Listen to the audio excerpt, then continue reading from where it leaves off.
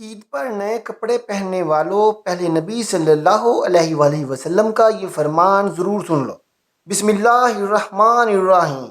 ایسے مرد اور خواتین جو عید کے دن نئے کپڑے پہن کر اور منہ پر میک اپ وغیرہ کر کے گھر سے باہر نکلتے ہیں، وہ سب سے پہلے نبی صلی اللہ علیہ وآلہ وسلم کا یہ فرمان ضرور سن لیں۔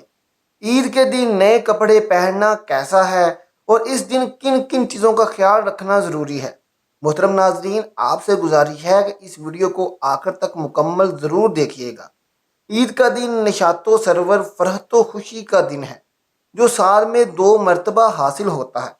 پہلی خوشی اس کی یہ ہے کہ رمضان شریف کا مبارک مہینہ آیا، اس میں خدا تعالیٰ کی رحمتوں اور نعمتوں کی بارش ہوئی۔ تم نے جی لگا کر مہینہ بھر صبح سے شام تک اپنے آپ کو بھوکے پیاسے رکھا اور رات کو یاد الہی میں بسر کیا۔ اس کی خوشی میں رمضان المبارک کے ختم ہوتے ہی یکم شوال کا دن تمہارے لیے فرحت و خوشی کا دن مقرر کر دیا گیا اور اس دن کو عید الفطر کہتے ہیں۔ حدیث شریف میں آیا ہے کہ جب عید الفطر کا دن آتا ہے، فرشتے راستوں پر کھڑے ہو جاتے ہیں اور آواز لگاتے ہیں، اے مسلمین کی جماعتوں، اپنے رب کریم کی طرف چلو، وہ تمہیں ایک اچھے کام کی توفیق دیتا ہے، پھر اس پر ثواب عظیم عطا فرماتا ہے۔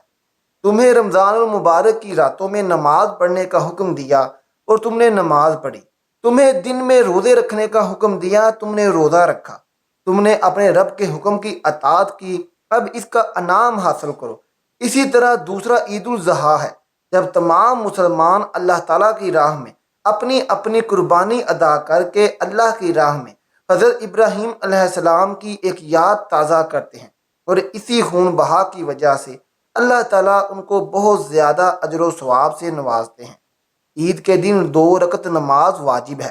جن لوگوں پر جمعہ کی نماز فرض ہے، انہی پر عید کی نماز واجب ہے، اور جو شرطیں جمعہ کی نماز کی ہیں وہی عید کی نماز کی ہیں، مگر عیدین میں نماز کا خطبہ نماز کے بعد پڑھا جاتا ہے، اور خطبے کا پڑھنا اور سننا سنت موقدہ ہے۔ عید کی نماز کے لیے اذان اور تکبیر نہیں، بلکہ آفتاب بلند ہونے کے بعد سب مسلمان ایک جگہ جمع ہوں۔ جب سب جمع ہو جائیں تو امام ان کو 2 رکعت نماز پڑھائے اور ہر ایک رکعت میں 3 زائد تکبیریں کہی جائیں۔ عید الاضحیٰ میں نماز عید ادا کرنے کے بعد لوگ اپنے اپنے گھروں میں جاتے ہیں، اللہ تعالیٰ کے ہاں اپنے جانوروں کی قربانی ادا کر کے اللہ تعالیٰ کا شکر ادا کرتے ہیں اور اللہ تعالیٰ سے دعا کرتے ہیں کہ اللہ ان کا یہ خون بہا اپنی بارگاہ رسالت میں قبول اور منظور فرمائے۔ محترم ناظرین، اب بات کرتے ہیں کہ عید کے دن نیا لباس پہننا کیسا ہے۔ مسلمانوں کو عید کے موقع پر اچھے سے اچھا لباس زیب تن کرنا چاہیے۔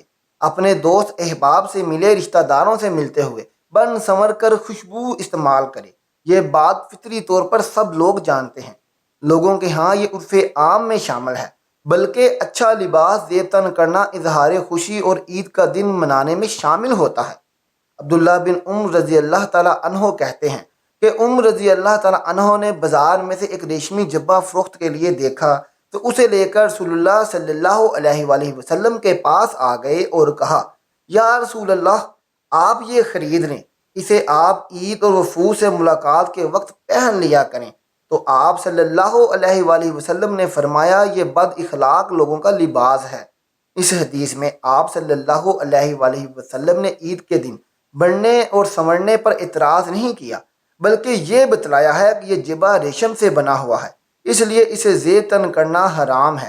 اس سے معلوم ہوتا ہے کہ عید کے دن زیب و زینت اختیار کرنا صحابہ کرام کے ہاں معروف اور مسلمہ طریقہ کار تھا، اسی لیے نبی صلی اللہ علیہ وآلہ وسلم نے اس پر قدغن نہیں فرمائی، جس سے معلوم ہوتا ہے کہ عید کے دن بننا اور سنورنا اس وقت بھی عرف عام تھا۔ لیکن یہاں عورتوں کے لیے ایک خاص بات ہے کہ عورتیں عید پر ایسا لباس ہرگز نہ پہنیں جس سے ان کے جسم کے اعضاء نظر آتے ہوں۔ لباس نہ بہت باریک ہو اور نہ ہی بہت تنگ۔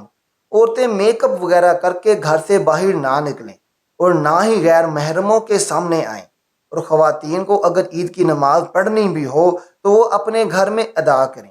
اسی طرح مردوں کے لیے بھی حکم ہے کہ ایسا لباس نہ پہنے جس سے جسم کے اعضاء نمایاں ہوں۔ اگر مرد اور عورت اس طرح کا لباس پہنیں گے تو ان کی کوئی عبادت قبول نہیں ہوگی۔ کچھ لوگوں کا خیال ہے کہ عید کے دن نئے کپڑے پہننا کفار سے مشابہت ہے، جو کہ ایک غلط بات ہے۔ عید کے دن تیاری کے لیے نیا لباس خریدنے میں کوئی حرج نہیں ہے۔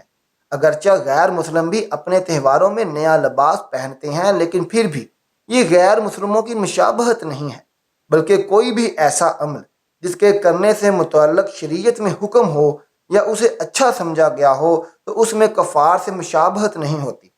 شیخ ابن عثمان رحمۃ اللہ علیہ سے کفار کی مشابہت کے بارے میں اصول دریافت کیا گیا تو انہوں نے جواب دیا، کفار کی مشابہت کے بارے میں اصول یہ ہے کہ آپ ایسا کوئی عمل کریں جو خاص طور پر کفار کی علامت سمجھا جاتا ہو۔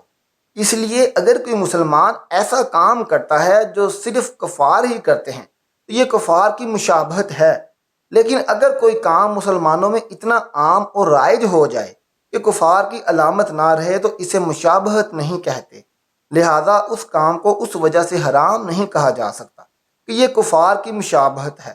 البتہ اگر کسی اور وجہ سے حرمت کا پہلو نکلتا ہو تو یہ اور ایک الگ بات ہے۔ عید اس کی نہیں جس نے نئے کپڑے پہن لیے، عید تو اس کی ہے جو عذاب الہی سے ڈر گیا، اور اس میں کوئی شک نہیں کہ عید کے دن غسل کرنا، نئے یا دھلے ہوئے کپڑے پہننا اور عطر لگانا سنت ہے۔